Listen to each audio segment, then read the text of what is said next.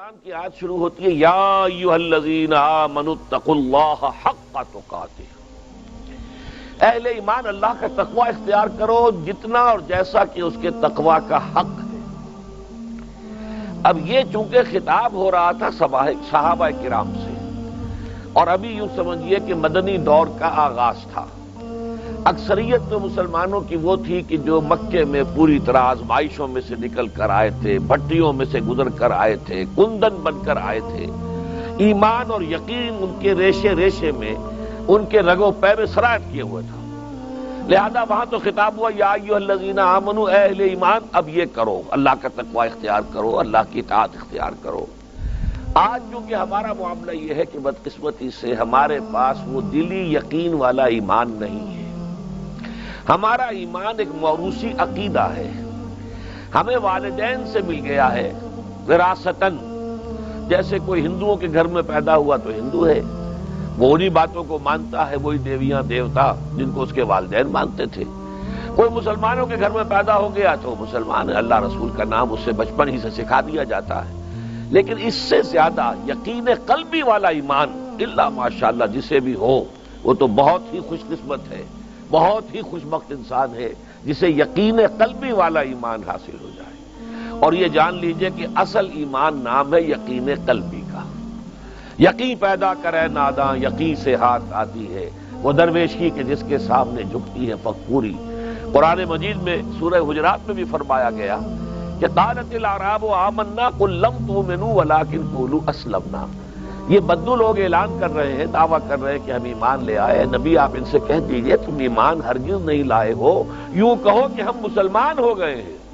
وَلَمَّا يَدْخُلِ الْإِيمَانُ فِي قُلُوبِكُمْ، ابھی تک ایمان تمہارے دلوں میں داخل نہیں ہوا۔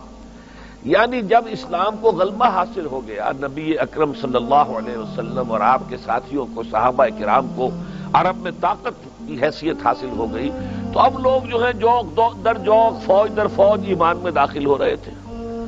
اذا جاء نصر اللہ والفتح ورأیت الناس يدخلون فی دین اللہ افواجا۔ لیکن یہ جو فوج در فوج آ رہے تھے، ان کے ایمان کی وہ کیفیت نہیں تھی کہ جو ابتدا میں ایمان لائے تھے۔ جو لوگ شروع میں ایمان لائے تھے وہ اپنے گھر بار چھوڑ کر، اپنے باپ کو، ماں کو، بھائیوں کو چھوڑ کر، رشتے کاٹ کر، پھر یہ کہ انہیں پتا تھا کہ جیسے ہی ہم کہیں گے اشہد ان لا الہ الا اللہ واشہد ان محمد رسول اللہ، میں مار پڑنی شروع ہو جائے گی، ہمارے اوپر سختیاں آئیں گی، ہم پر سخت قسم کی پرسیکیوشن ہوگی، تشدد ہوگا۔ لہذا اس وقت تو ایمان وہی لاتا تھا جس کے دل میں یقین پورا پورا پہلے سے پیدا ہو گیا۔ لیکن بعد کے دور میں ظاہر بات ہے کہ اب جیسے طاقت حاصل ہو گئی تو طاقتور کے ساتھ تو سبھی مل جاتے ہیں۔ لہذا ایسے لوگ بھی آ گئے جن کے بارے میں میں نے ابھی آیت آپ کو سنائی، آیت نمبر 14 سورہ الحجرات کی، کہ تم اپنے آپ کو مسلمان تو کہہ سکتے ہو، مومن نہیں کہہ سکتے، اس لیے کہ مومن تو وہ ہوتا ہے جس کے دل میں ایمان کھپ گیا ہو۔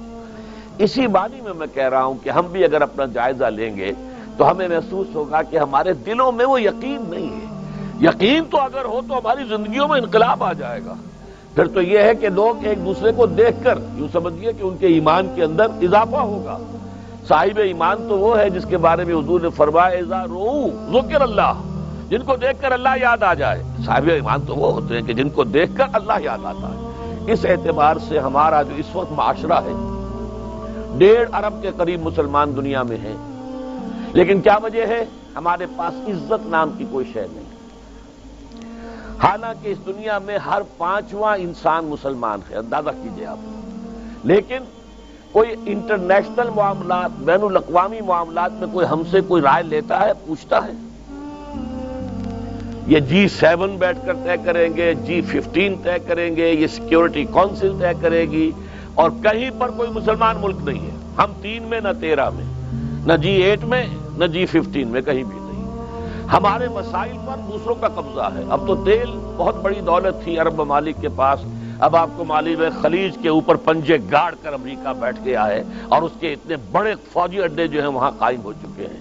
اس سرزمین میں جہاں سے کہ اللہ کے رسول نے حکم دیا تھا کہ یہود اور نصارہ کو نکال باہر کرو، آج وہاں پر ان کے اڈے ہیں، بیسز ہیں بہت بڑے بڑے۔ اس حوالے سے یہ ذلت ہم پر کیوں آئی ہے؟ اسی سورہ آل عمران میں اللہ تعالیٰ فرماتا ہے وَلَا تَهِنُوا وَلَا تَحْزَنُوا وَأَنْتُمُ الْأَعْلَوْنَ إِن كُنتُم مُّؤْمِنِينَ۔ اے مسلمانوں گھبراؤ نہیں، پریشان نہ ہو، رنجیدہ نہ ہو، اگر تم صاحب ایمان ہوئے تو تم ہی سب سے اونچے ہوگے۔ اب یا تو قرآن جھوٹا ہے معاذ اللہ، یا ہم مومن نہیں ہیں، تیسرا نتیجہ تو کوئی نہیں۔